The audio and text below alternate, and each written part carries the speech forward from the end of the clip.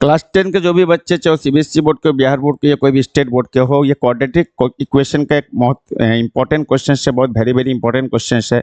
ये एक्सपोनेंट के फॉर्म में दिया हुआ है, तो इस क्वेश्चन को हम लोग कैसे सॉल्व करेंगे चलिए आपको दिखाते हैं।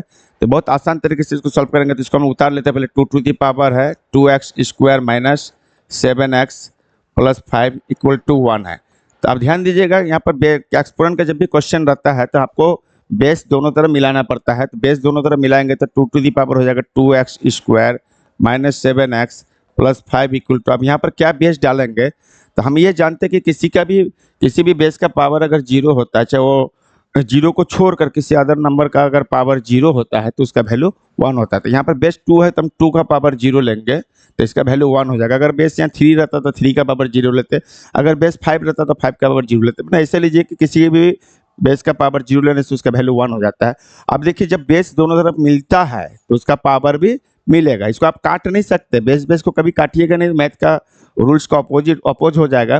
तो जब कोई भी इक्वेशन में अगर दोनों तरफ का बेस अगर मिल रहा है तो उसका पावर भी मिलेगा। इसका मतलब हो जाएगा 2x square minus 7x plus 5 equal to 0। तो बेस अगर मिलेगा तो पावर भी मिलेगा। अब देखिए, ऑलरेडी सिंपल फैक्टराइजेशन हो गया, आप इसका मिडल फैक्टर करके इजीली इसको सॉल्व कर सकते हैं। तो 5 2 जा 10 हो गया, तो 5 2 7 हो गया, तो 2x square minus 5x minus 2x plus 5 equal to क्या हो गया मेरा 0 हो गया।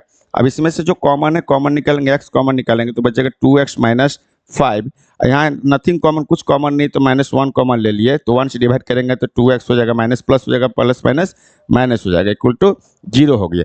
तो मेरा यहाँ पर देख रहे हैं कि 2x माइनस 5 फिर कॉमन है, तो हमने क्या किया 2x माइनस 5 को कॉमन ले लिया, तो मेरा बच क्या गया x माइनस 1 बच गया। तो x माइनस 1 को ऐसे लिख देंगे, इक्वल टू 0 हो जाएगा। अब यानी ये दोनों में से कोई एक 0 होगा तब प्रोडक्ट 0 आएगा। इसका मतलब हो कि 2x माइनस 5 इक्वल टू 0 हो सकता है, या x माइनस 1 इक्वल टू भी 0 हो सकता है। तो 2x माइनस 5 इक्वल टू 0 होगा तो 2x इक्वल टू हो जाएगा 5, x का वैल्यू हो जाएगा 5/2। ये एक x का वैल्यू निकल गया।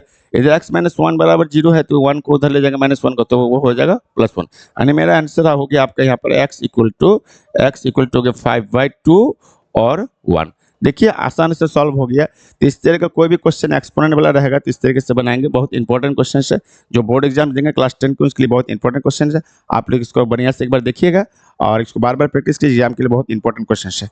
तो यहाँ पर जो आपको आ गया है x बराबर 5/2 है और 1 है, ध्यान रखिएगा। ओके, धन्यवाद।